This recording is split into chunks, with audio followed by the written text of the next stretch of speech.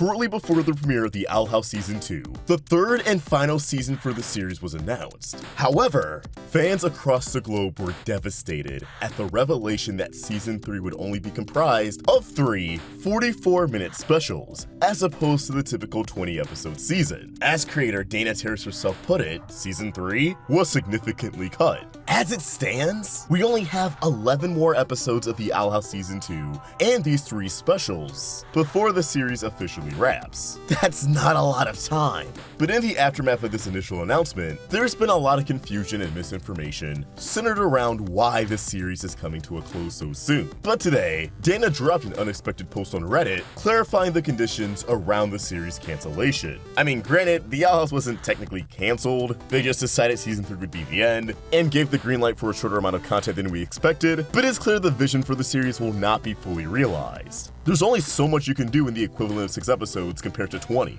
but nevertheless, let's dive in. I wasn't planning on making a post because it's too late for a normal Season 3 pickup, and the real reason we were let go is not as exciting as some of the wild theories I've seen. But there's a bit too much misinformation, so I hope I can clear stuff up. Also, posting here instead of Twitter because this thread would be too long and too easy to take out of context. Why is the Owl House ending so soon? Why was Season 3 cut? Was it the LGBT+ rep? While we have had issues airing in a few countries and are just straight up banned in a few more, I'm not gonna assume bad faith against the people I work with in LA. Was it COVID or budget related reasons? Every show had to tighten their belts. Budgets were constrained and episodes were cut across the board. But we took the biggest bullet, and I wasn't given the option of a Season 4 when parks open again. They just wanted to be done with the Owl House, and this was the perfect chance to do that. Even getting the consolation Season 3 episodes was difficult apparently. Hard to say. I wasn't allowed to be part of any of the conversations until I was just told. Wasn't even allowed to present my case. Love the transparency and openness here. This is sarcasm. So it was the ratings. That argument doesn't hold water either. Our ratings were good for a channel show during the streaming wars, but they were also incomplete. This decision was made, to my knowledge, before Agony of a Witch premiered, and well before we were on Disney+. But also, how are you gonna judge ratings when you don't rerun the show you're trying to measure? Get out of here, you silly billies! So what was it? At the end of the day, there are a few business people who oversee what fits into the Disney brand, and one day, one of those guys decided the Owl House didn't fit that brand. The story is serialized, barely compared to any average anime. Our audience skews older, and that just didn't fit this one guy's taste. That's it. Ain't that wild? Really grinds my guts, spoils my brains, kicks my shins, all the things. It sucks, but it is what it is. In any case, there are still a lot of awesome The Owl House episodes left to come out, and all the support is seen and appreciated. Not only does it support the crew, but it encourages studios to take bigger risks on shows coming down the pipeline. And who knows, maybe there's a future for the Owl House world if Disney TVA has different people in charge. For now, we have some exciting specials to go all out on. I'll be logging off Reddit now, so I won't be answering any questions, just wanted to drop this. Go watch Amphibia Season 3! Bye! And there you have it. Of course, I have my own 2 cents to throw in, but in terms of what straight up came out of Dana's mouth, that's it. And she's right, misinformation is abundant online, especially for fandoms of any TV show. And I wouldn't be surprised if any of my speculations played a game of telephone until they became another myth floating around, especially when it comes to behind the scenes stuff like this. So I apologize on my part. But yes, I know a lot of people suspected and treated as fact that the Owl House was canceled due to its strides in LGBT+ representation. After all, we've had situations like Steven Universe, where a gay wedding nearly cost the show's run. And considering how much they wanted to cover in the original series but weren't able to, it still kinda was, but they bounced back. But enough about Steven.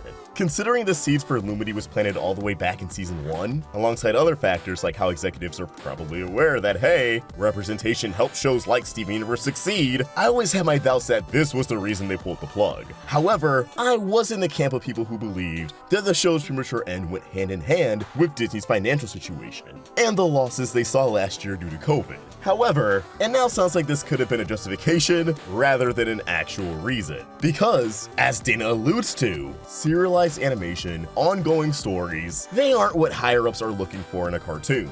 And that does contribute to why the Owl House and Amphibia don't really get reruns, they just have their initial premieres. They feel as if it's a bit more challenging to rerun these shows if a casual viewer has to know what's going on. Although I feel as if both of the aforementioned series, beyond their first, mainly episodic first seasons, are balanced enough that a casual viewer can be eased into the story, even if they're not starting from episode 1. But it really does seem like the age of story-driven cartoons on network television is coming to a close. At least the ones that aren't based off existing IP, like DC, Marvel, and Star Wars. When Steven Universe concluded, Cartoon Network didn't really follow it up with a new big show.